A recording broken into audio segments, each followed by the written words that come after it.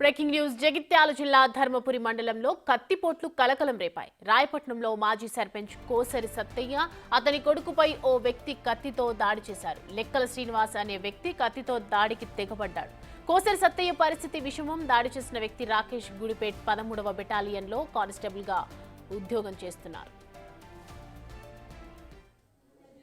అంటే రేపటికి కొడుకుని బతికియండి అంతే, నాకు చంపేయండి, నాకు మీద గొప్ప ఏదో చంపేయండి, నాకు అవసరం లేదు, నేను బతికినే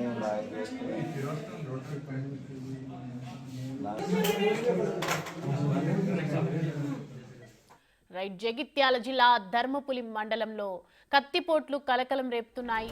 రాయపట్నంలో మాజీ సర్పంచ్ కోసరి సత్తయ్య అతని కొడుకుపై ఒక వ్యక్తి కత్తితో దాడి చేశాడు.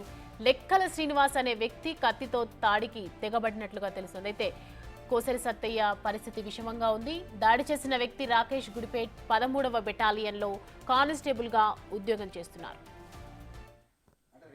కొడుకుని బతికియండి అంతే, నాకు చంపేయండి, నాకు మీద గొప్ప ఏదో చంపేయండి, నాకు అవసరం లేదు, నేను బతికినే